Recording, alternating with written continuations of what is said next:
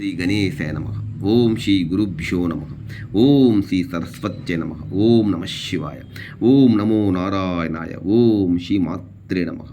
రక్షాబంధన్, అదే రాఖీ పండుగ, అదే జంధ్యాల పౌర్ణిమ, అదే శ్రవణ పౌర్ణిమ, అదే పర్వాల పౌర్ణిమ. రేపే ఆగస్టు 9.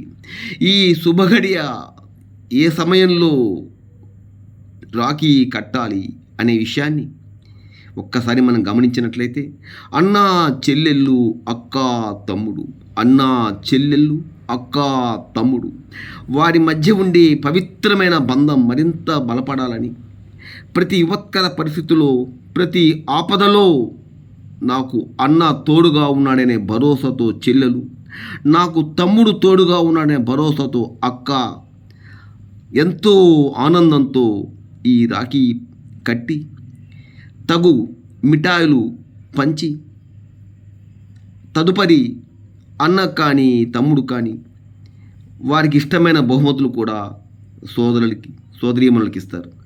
ఇటువంటి సందర్భం చాలా బలంగా ఉండాలి. ఈ సందర్భం ఒక మంచి కాలంలో కట్టినట్లయితే ఆ మహావిష్ణువు, ఆ మహాలక్ష్మిల అనుగ్రహం మెండుగా ఉంటుందని ఈ శ్రావణ మాసంలో మా హరిహర డివోషన్ ఛానల్ వారు ఈ కింది సమాచారం మీకు అందిస్తున్నారు.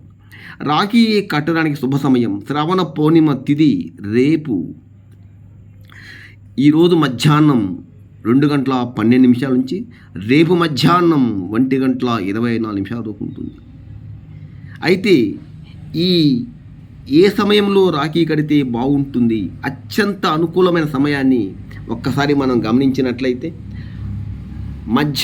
రేపు మధ్యాహ్నం 12 గంటల నుంచి 12:53 అభిజిత్ ముహూర్తంలో ప్రతి సోదరి తన సోదరుడికి రాఖీ కట్టినట్లయితే ఆ బంధం చాలా బలంగా ఉంటుందని, ఎటువంటి కష్టాల్లో అయినా సరే ఆ సోదరికి సోదరుడు అండగా ఉంటాడని, ఆ మహావిష్ణువు మహాలక్ష్మి అనుగ్రహం పుష్కలంగా ఉంటుందని మా ఛానల్ వారు మీకు అందిస్తున్నారు.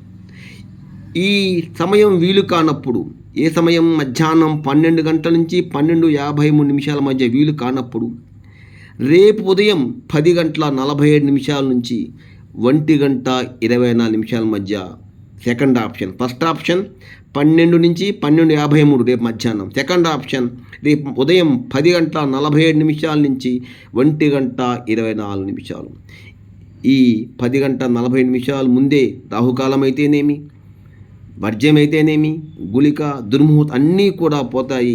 10:47 to 1:24 మీ వీలును బట్టి, లేదా మంచిగా వీలుందన్నట్టయితే మధ్యాహ్నం 12 గంటల నుంచి 12:53 కట్టినట్టయితే ఆ అన్న చెల్లెల మధ్య బంధం, అక్క తమ్ముల మధ్య బంధం బలంగా ఉంటుంది. అన్ని రకాల్లో ఎటువంటి బాధలు లేకుండా వారు నిండు నీరేళ్ళు ఆనందంతో జీవిస్తారు. Thank you very much.